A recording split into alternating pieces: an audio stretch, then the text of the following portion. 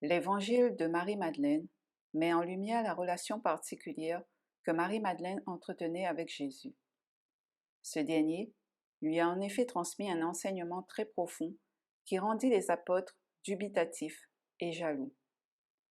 Marie-Madeleine, avec cette transmission, reçoit donc une connaissance qui compose ce qu'on appelle le gnosticisme. L'Évangile de Marie fut découvert au XIXe siècle.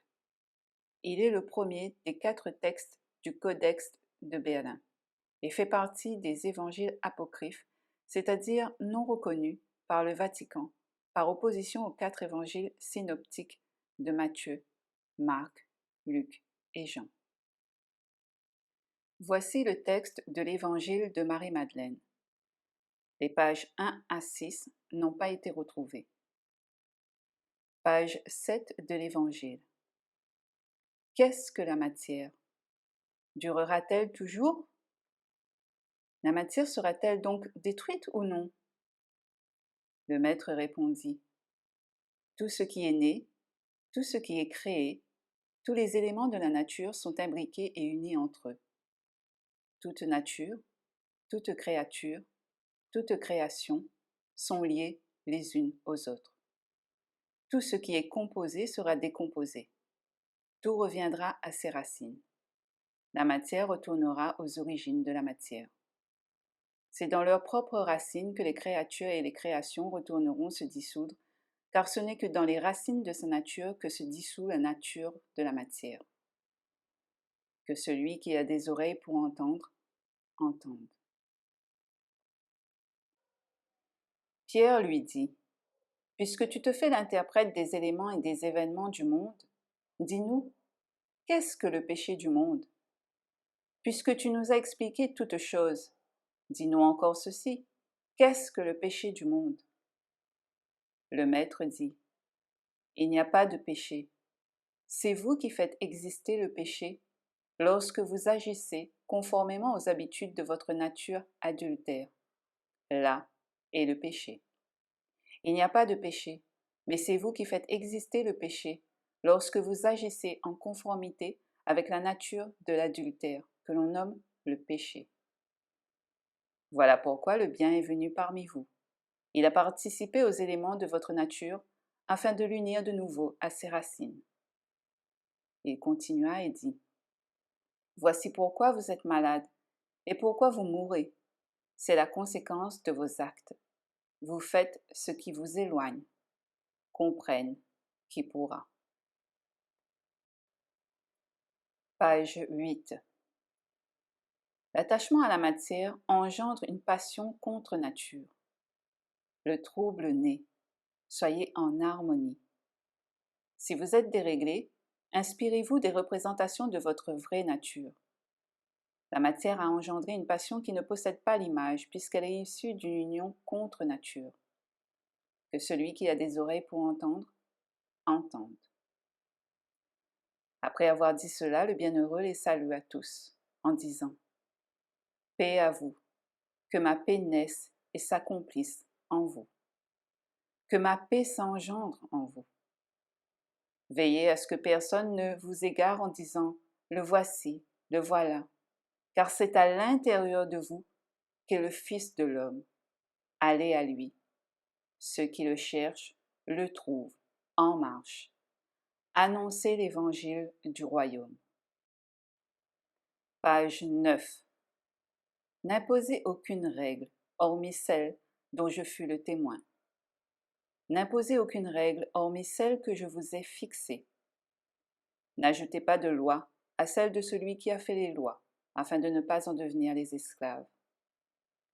Ne donnez pas de loi à la manière du législateur, afin que jamais vous ne soyez dominés par elle. Ayant dit cela, il partit. Les disciples étaient dans la peine, ils versèrent bien des larmes, disant « Comment se rendre chez les païens et annoncer l'évangile du royaume du Fils de l'homme? Ils ne l'ont pas épargné. Comment nous épargnerait-il » Alors Marie se leva, elle les embrassa tous et dit à ses frères, « Ne soyez pas dans la peine et le doute, car sa grâce vous accompagnera et vous protégera. Cessez de pleurer et de vous affliger, et que votre cœur ne soit plus partagé, car sa grâce vous accompagnera tous et vous protégera. Louons plutôt sa grandeur, car il nous a préparés. Il nous appelle à devenir pleinement des êtres humains. Il nous a fait hommes. Par ces paroles, Marie tourna leur cœur vers le bien. Ils s'éclairèrent aux paroles du Maître. Par ces paroles, Marie convertit leur cœur au bien, et ils se mirent à argumenter sur les paroles du Sauveur. Page 10. Alors je lui dis, Seigneur, dans l'instant, celui qui contemple ton apparition, est-ce par l'âme qu'il voit ou par l'esprit? Le Maître répondit, ni par l'âme, ni par l'esprit, mais l'intellect étant entre les deux, c'est lui qui voit, et c'est lui qui... Partie manquante. Pierre dit à Marie, Sœur, nous savons que le Sauveur te préférait aux autres femmes. Rapporte-nous les paroles du Sauveur que tu as en mémoire, celles que tu connais, mais nous pas, et que nous n'avons pas entendues. Marie répondit et dit, Ce qui vous est caché, je vais vous l'annoncer. Et elle se mit à leur tenir ces propos. Moi, dit-elle, je vis le Seigneur en vision, et je lui dis, Seigneur, je t'ai vu en ce jour en vision. Il répondit et me dit, Bienheureuse, toi qui ne te troubles pas à ma vue, car là où est l'intellect, là est le trésor.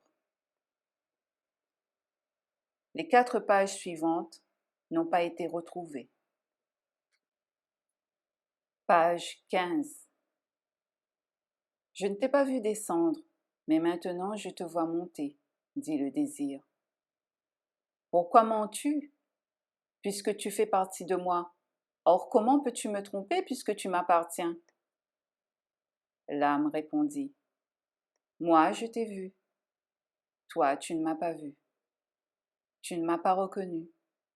J'étais avec toi comme avec un vêtement, et tu ne m'as pas senti.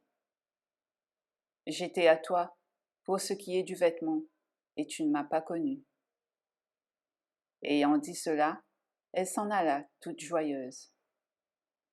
Puis se présenta à elle la 3e atmosphère, appelée ignorance. Elle tomba aux mains de la 3e puissance, celle que l'on nomme l'ignorance. Celle-ci interrogea l'âme, lui demanda « Où vas-tu? N'as-tu pas été dominé par un mauvais penchant?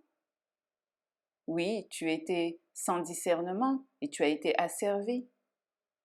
Mais oui, tu as été dominé. Ne t'érige pas en juge. » L'âme dit alors « Pourquoi me juges-tu? Moi, je n'ai pas jugé. On m'a dominé. Moi, je n'ai pas dominé. On ne m'a pas reconnu. Mais moi, j'ai reconnu que tout ce qui est composé sera décomposé sur la terre comme au ciel, aussi bien les choses terrestres que les choses célestes. Page 16. Libérée de cette 3e atmosphère, l'âme continua de monter.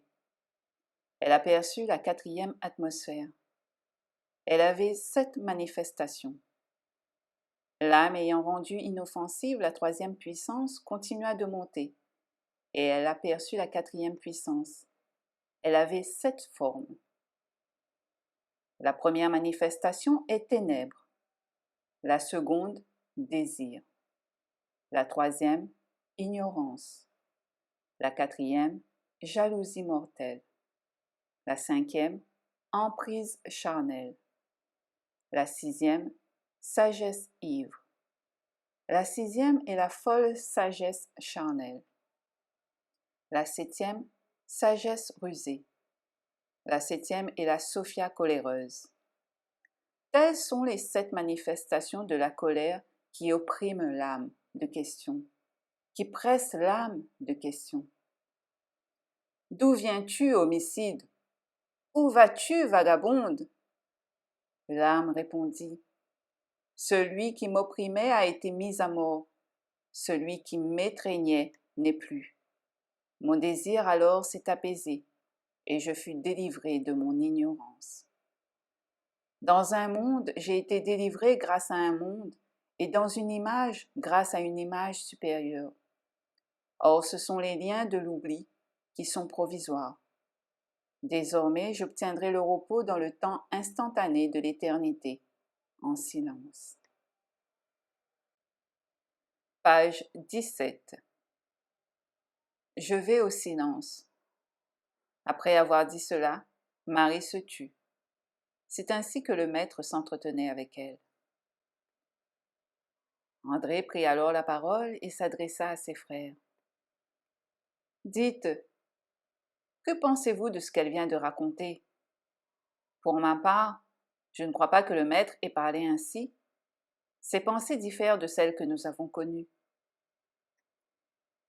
Pierre ajouta. Est-il possible que le maître se soit entretenu ainsi avec une femme sur des secrets que nous ignorons?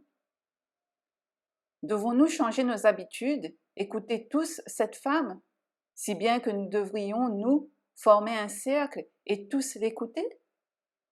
L'a-t-il vraiment choisi et préféré à nous? Page 18. Alors Marie pleura. Elle dit à Pierre, « Mon frère Pierre, qu'as-tu dans la tête? Crois-tu que c'est toute seule, dans mon imagination, que j'ai inventé cette vision? Ou qu'à propos de notre maître, je dise des mensonges? » Lévi prit la parole. « Pierre, tu as toujours été un emporté. Je te vois maintenant t'acharner contre la femme, comme le font nos adversaires. Pourtant, si le maître l'a rendue digne, qui es-tu pour la rejeter? Assurément, le maître la connaît très bien. Il l'a aimée plus que nous. Ayons donc du repentir et devenons l'être humain dans son intégrité. Ayons plutôt honte et revêtons-nous de l'homme parfait. Laissons-le prendre racine en nous et croître comme il l'a demandé. Partons annoncer l'Évangile sans chercher à établir d'autres règles et d'autres lois en dehors de celles dont il fut le témoin. Page 19. Dès que Lévi eut prononcé ces mots, ils se mirent en route pour annoncer l'Évangile.